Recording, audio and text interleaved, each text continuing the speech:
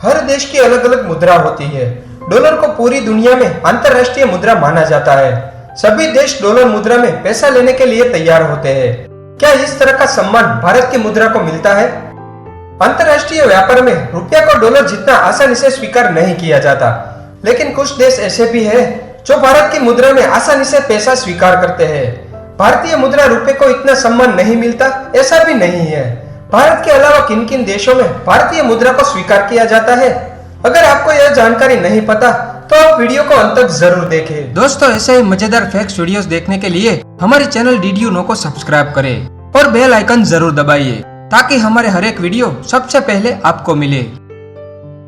भारत की राष्ट्रीय मुद्रा भारतीय रुपया है। भारतीय रिजर्व बैंक यानी कि आरबीआई भारतीय रुपये को नियंत्रित करता है। रुपया शब्द सबसे पहले भारत में शेर शाह सूरी ने अपने शासन सन 1540 से 1545 के दौरे में किया था। शेर शाह सूरी ने अपने शासन काल में जो रुपया चलाया वह एक चांदी का सिक्का था, जिसका भार लगभग 11.534 ग्राम के आसपास था। मुगल शासन के दौरान पूरे उपमहाद्वीप के मौद्रिक प्रणाली को मजबूत करने के लिए 3 धातुओं के सिक्के का मानकीकरण किया गया। उसमें तांबे का सिक्का जिसे दाम और सोने का सिक्का जिसे मोहर कहा गया। शेर शाह सूरी के शासन में आरंभ किया गया रुपया आज तक प्रचलन में है। भारत के ब्रिटिश शासन के दौरान भी यह प्रचलन में रहा था। इस अवधि में उसके भार 11.66 ग्राम था और वजन का 91.7% तक शुद्ध चांदी था। 19वीं सदी के समाप्ति में रुपया ब्रिटिश मुद्रा लेन देन के अनुसार 1 शिलिंग और 4 पैसे के समान था। 19वीं सदी में जब दुनिया की सबसे ताकतवर अर्थव्यवस्था सोने के मानक पर आधारित थी, तब चांदी के रुपये की कीमत में भारी गिरावट आई थी।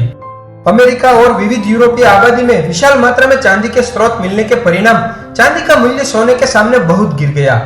ऐसे में भारत की मुद्रा से अब बाहर की दुनिया से खरीदना बंद हो गया। इस हादसा को रुपये के गिरावट के रूप में जाना गया। बहुत साल पहले भारत में मुद्रा को अलग अलग नामों से भी जाना जाता था। मुद्रा को कहीं मुहर, कहीं दाम, कहीं टका तो कहीं आना कहा जाता था। हर क्षेत्र में मुद्रा की अलग अलग पहचान थी। बाद में वो रुपया बन गया। सबसे अच्छी बात तो यह है कि रुपया को कहीं अलग अलग रूप में बदलते रहे, परंतु इसका नाम आज तक नहीं बदला है। अब देखते हैं रुपया शब्द का मतलब क्या होता है। रुपया शब्द संस्कृत के रुप्यकम शब्द से निकला है, जिसका अर्थ होता है चांदी और चांदी का सिक्का। इसलिए भारत के वर्तमान में प्रचलित मुद्रा में चांदी का धागा डाला जाता है। रुपया 100 की नोट हो या 2000 की, उसमें धागा चांदी का ही होता है। रुपये का इतिहास सदियों पुराना है। आजादी के पहले अंग्रेज सरकार के पास रुपये के साथ कई अलग अलग रियासतों की अपनी मुद्राएं थी, जैसे कि हैदराबादी रुपया, त्रावणकोर रुपया या फिर कच्छ कौरी। साल 1947 में आजादी के बाद पूरे देश में रुपये की मुद्रा लागू की गई। दोस्तों, अब विस्तार से देखते हैं कि भारतीय रुपया किन किन देशों में स्वीकार किया जाता है। Number 1, Zimbabwe. वर्तमान में जिम्बाब्वे की अपनी कोई मुद्रा नहीं है। वर्ष 2009 में दक्षिणी अफ्रीकी देश में अपनी स्थानीय मुद्रा जिम्बाब्वे डॉलर को त्याग दिया था, क्योंकि हाइपर इन्फ्लेशन के कारण जिम्बाब्वे की मुद्रा के मूल्य में भारी गिरावट आ गई थी। इसलिए साल 2009 में इस देश ने अपनी मुद्रा का इस्तेमाल करना बंद कर दिया। इसके बाद जिम्बाब्वे ने अन्य देशों की मुद्रा को अपने देश की मुद्रा के रूप में स्वीकार किया। जिम्बाब्वे में भारतीय रुपये को कानूनी रूप से इस्तेमाल किया जाता है। इस देश में साल 2014 से भारतीय रुपये को लीगल मुद्रा के रूप में इस्तेमाल किया जा रहा है। देश में अमेरिकी डॉलर, ऑस्ट्रेलियाई डॉलर, चीनी युआन, भारतीय रुपया, जापानी येन, दक्षिणी अफ्रीकी रैंड और ब्रिटिश पाउंड को इस देश में पूरी मान्यता मिली हुई है। नंबर 2, नेपाल। भारत के पड़ोसी देश नेपाल में 1932 से रुपये को आधिकारिक मुद्रा बनाया गया। इससे पहले वहां चांदी की मोहर चलती थी। शुरू में नेपाली भाषा में रुपये को भी मोहर कहा जाता था। नेपाल का केंद्रीय बैंक नेपाल राष्ट्र बैंक देश की मुद्रा को नियंत्रित करता है। नेपाल में सबसे बड़ा नोट 1000 रुपये का होता है। नेपाल में सबसे अधिक हिंदू लोग रहते हैं। यहाँ की आबादी लगभग 85% हिंदू ही है। नेपाल के उत्तर में तिब्बत है, जबकि दक्षिण पूर्व पश्चिम में भारत है। नेपाल की राजधानी काठमांडू है। यहाँ निवास करने वाले लोगों को नेपाली कहा जाता है। 2016 में भारत में नोटबंदी की थी, तब वहाँ लगभग 9.48 अरब रुपये के भारतीय नोट चलन में थे।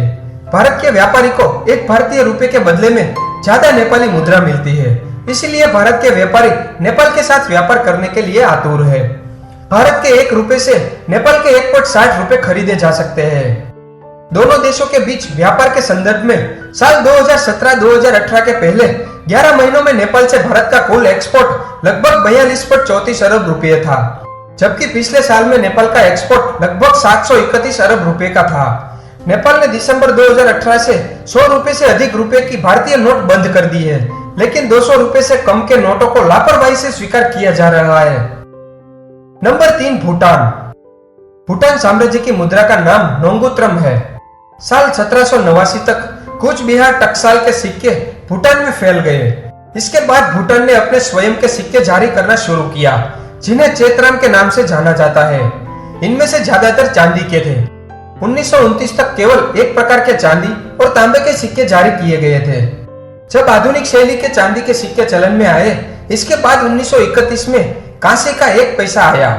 फिर 1950 में 98 यानी कि आधा रुपए के सिक्के जारी किए। 1957 में दशमिक मुद्रा का प्रयोग शुरू किया। उस तरह के सिक्के को भूटान के पहले अंक में नए पैसे के रूप में पेश किया गया। 1966 में 25 पैसे, 50 पैसे और 1 रुपए के सिक्के जारी किए गए। 1968 में मुद्रीकरण के बाद बैंक ऑफ भूटान की स्थापना हुई। जैसे जैसे 1974 में मौद्रिक सुधार हुए, भूटान की सरकार ने आधिकारिक तौर पर नोंगुत्रम को 100 क्षेत्रम के बराबर 1 नोंगुत्रम के रूप में स्थापित किया, जो 1979 तक सिक्कों पर चेत्रम के रूप में लिखा जाता था। Royal Monetary Authority of Bhutan Ngultrum bank notes और सिक्के का खनन प्राधिकरण है।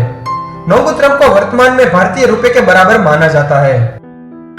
यहाँ पर भारत की मुद्रा को भी लेन देन के लिए स्वीकार किया जाता है। भूटान के कुल एक्सपोर्ट का लगभग 78% भारत को एक्सपोर्ट किया जाता है। सितंबर 2018 तक भूटान द्वारा लगभग 14,917 मिलियन नोंगुत्रम का आयात भारत भेजा गया था, जबकि इस देश द्वारा भारत से लगभग 12,489 मिलियन नोंगुत्रम का निर्यात किया गया था। भारत द्वारा पड़ोसी देश होने के कारण इस देश के निवासी भारत की मुद्रा में जमकर खरीदारी करते हैं, क्योंकि इन देशों की मुद्राएं मूल्य में लगभग बराबर है और इसीलिए विनिमय दर में चढ़ाव उतार के कारण नुकसान का कोई डर नहीं है। नंबर 4, बांग्लादेश।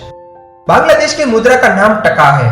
टका शब्द टंका शब्द से बना है, जो मूल रूप से पुरानी तुर्की भाषा तमगा से आया है और इसका अर्थ है मुद्रा या मोहर। पहले के समय में तुर्की भाषा दिल्ली सल्तनत की भाषा थी। इन शब्दों का चलन हमेशा बंगाल क्षेत्र में सिक्कों या नोटों के लिए किया जाता था। पश्चिम बंगाल और त्रिपुरा जैसे राज्यों में भारतीय रुपयों को टका ही कहा जाता है। असम में टोंका और ओडिशा में टोंका नाम से जाना जाता है। वर्तमान में बांग्लादेश का 1.16 टका भारत के 1 रुपए से खरीदा जा सकता है। साल 2017-2018 में भारत और बांग्लादेश के बीच द्विपक्षीय व्यापार 9 अरब डॉलर से अधिक हो गया। बांग्लादेश द्वारा भारत के साथ किए जाने वाला व्यापार भी 90 करोड़ डॉलर के नजदीक पहुंच गया था। इस तरह से स्पष्ट होता है कि बांग्लादेश में बड़ी मात्रा में भारतीय रुपए का उपयोग किया जाता है। नंबर 5, मालदीव। मालदीव हिंद महासागर में स्थित एक द्वीप देश है। मालदीव की मुद्रा का नाम रुपया है। जैसे हम भारत की मुद्रा को INR के साथ प्रदर्शित करते हैं, इसी तरह मालदीव की मुद्रा MMA द्वारा जारी किया जाता है। वर्तमान में भारतीय 1 रुपया 0.21 मालदीवियन रुपया के समान है। भारत की मुद्रा रुपया को भी मालदीव के कुछ भाग में सरलता से स्वीकार किया जाता है। भारत ने पहली बार 1981 में मालदीव के साथ एक व्यापार समझौते पर हस्ताक्षर किए थे। 2017-2018 में मालदीव को भारत का कुल एक्सपोर्ट लगभग 270 मिलियन डॉलर था, जबकि 2016 में यह 197 मिलियन डॉलर था। मालदीव में भी भारतीय रुपये का इस्तेमाल किया जाता है। नंबर 6, श्रीलंका। श्रीलंका एक द्वीप देश है। यह देश की राजधानी कोलंबो है। इस देश की राष्ट्रभाषा सिंहली और तमिल है। श्रीलंका की मुद्रा का नाम श्रीलंकाई रुपया है। 1825 में ब्रिटिश पाउंड श्रीलंका की आधिकारिक मुद्रा बन गया। इस देश में पहले सिलोनीस रिक्स डॉलर नाम की मुद्रा हुआ करती थी।